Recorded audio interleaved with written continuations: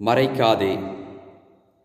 மறைத்தல் கடவுள் ஏற்படுத்திய ஒரு செயல். ஒரு விதையை மண்ணுக்குள் மறைத்து வைத்தோம் என்றால் அது மரமாக வளர்கின்றது. இரண்டாவது, மறைத்தல் கடவுள் ஏற்படுத்தி இருக்கக்கூடிய ஒரு குணமும் கூட.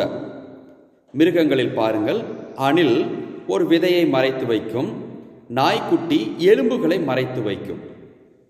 அதே போன்று மறைத்தல் என்னும் குணத்தை கடவுள் மனிதர்களுக்கும் கொடுத்திருக்கிறார். மனிதர்கள் எதை மறைக்கிறார்கள்?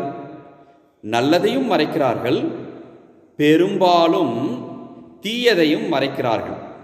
அதிலும் குறிப்பாக மனிதர்கள் 90% தாங்கள் செய்யக்கூடிய தவறை மறைக்கிறார்கள்.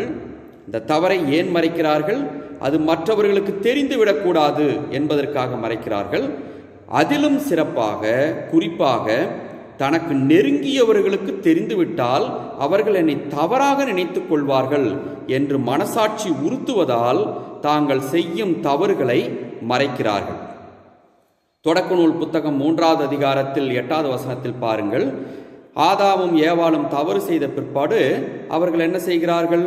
தோட்டத்தின் மரங்களுக்கு இடையே ஒளிந்து கொண்டார்கள். எதற்காக?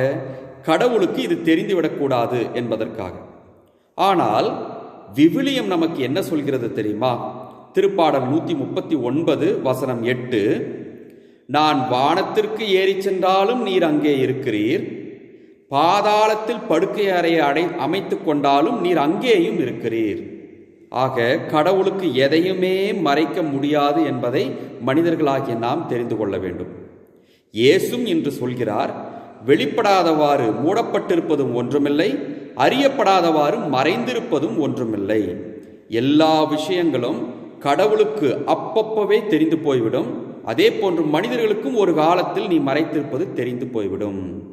தெரிந்து போய்விட்டால் உறவில் சிக்கல் ஏற்படும் என்பதை இயேசு சொல்ல வருகிறார். ஆகவே எதையும் மறைக்கக்கூடாது. குறிப்பாக 2 பேரிடம் எதையும் மறைக்கக்கூடாது. ஒன்று, கடவுள். நீ மறைக்காமல் பாவ சங்கீர்த்தனம் செய்யும் பொழுது கடவுளோடு உறவு சரியாகும். இரண்டாவது, மனிதர்களிடம், அதாவது மிக நெருக்கமானவர்களிடம் எதையும் மறைக்கக்கூடாது. மிக குறிப்பாக கணவன் மனைவியிடையே எந்த ஒளிவு மறைவும் இருக்கக்கூடாது. அப்படி இருந்தால் உறவில் சிக்கல் ஏற்படும். ஆகவே மிக நெருக்கமானவர்களிடம், கடவுளிடமும் நாம் எதையும் மறைக்க வேண்டாம்.